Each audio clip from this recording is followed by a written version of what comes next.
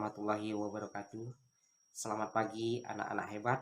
Kembali berjumpa dengan Bapak. Mudah-mudahan selalu tetap semangat untuk mengikuti proses belajar mengajar. Baiklah, pada pertemuan kita pada pagi hari ini, Bapak ingin menyampaikan materi bagaimana cara menaksir atau menghitung keliling lingkaran dengan menggunakan benda-benda yang ada di sekitar kita.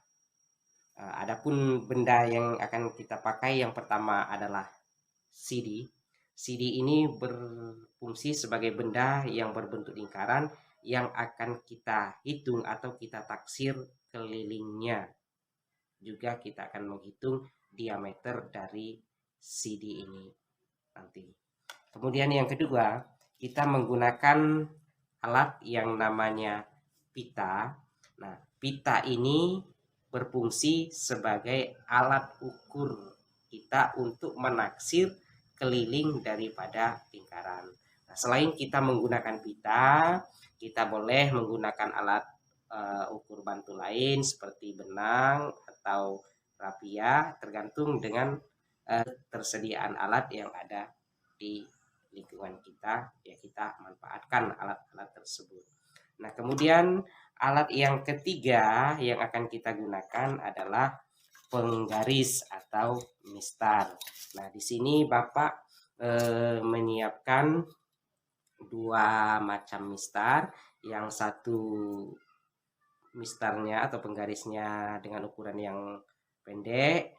Kemudian yang kedua adalah penggaris yang dengan ukuran yang panjang. Nah, penggunaannya nanti kita sesuaikan saja dengan kondisi saat kita akan mengukur. Kalau kita ukurannya pendek, ya kita gunakan penggaris yang pendek saja. Kalau yang akan kita ukur itu panjang, ya kita gunakan penggaris yang lebih panjang. Nah, yang berikutnya alat yang akan kita gunakan adalah gunting. Gunting ini fungsinya untuk memotong pita atau benang atau tali rafia yang kita gunakan untuk menaksir atau mengukur keliling daripada sebuah lingkaran. Nah, baiklah anak-anak, untuk selanjutnya proses kerja kita dalam menaksir atau menghitung keliling lingkaran adalah seperti ini. Yang pertama kita ambil CD-nya. Setelah kita pegang, kita lilitkan alat ukur kita. Dalam hal ini Bapak menggunakan pita. Prosesnya seperti ini. Kita lilitkan sampai penuh daripada pinggir-pinggir lingkaran ini. Nah, setelah ketemu ujungnya saling bertemu, maka pada titik pertemuan ini kita potong pitanya. Nah, setelah dipotong pitanya seperti ini. Nah, inilah yang namanya keliling lingkaran. Nah, untuk mengetahui berapa keliling lingkaran daripada CD itu tadi, maka proses selanjutnya kita ukur pita itu menggunakan penggaris. Nah, anak-anak bisa saksikan ini setelah kita ukur ternyata ukurannya adalah 37,7 cm. Nah, 37,7 cm itu tadi, itulah yang dinamakan keliling lingkaran.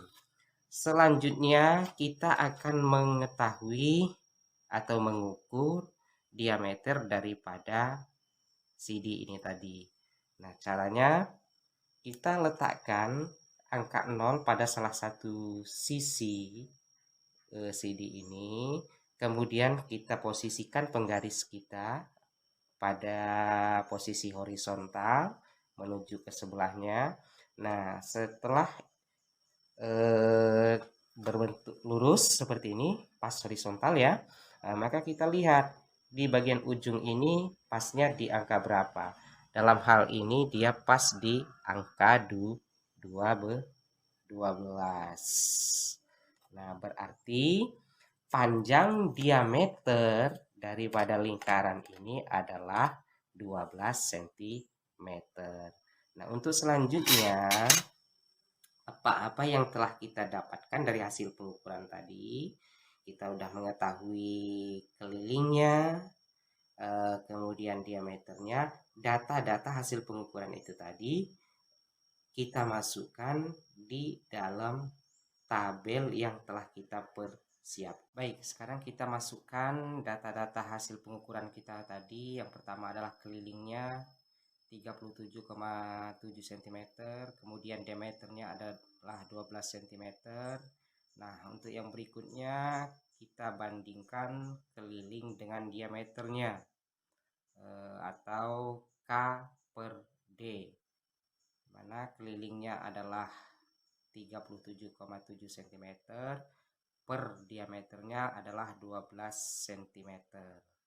Nah, dari perbandingan itu akan menghasilkan nilai P, di mana nilai P itu diperoleh dari 37,7 dibagi 12 cm yang hasilnya 3,14, 16 sekian sekian sekian, yang dibulatkan menjadi 3,14. Nah, jadi dari sini dapat kita ketahui bahwa nilai P itu diperoleh dari keliling dibagi diameter yang hasilnya 3,14 atau 22/7. Nah, nilai P ini sifatnya konstan, artinya tidak berubah. Nah, berapapun keliling lingkaran, kalau dibagi diameternya, maka akan selalu menghasilkan 3,14 atau 22/7. Sehingga ditetapkan nilai P itu 3,14 atau 22/7. Tidak berubah, sifatnya adalah tetap.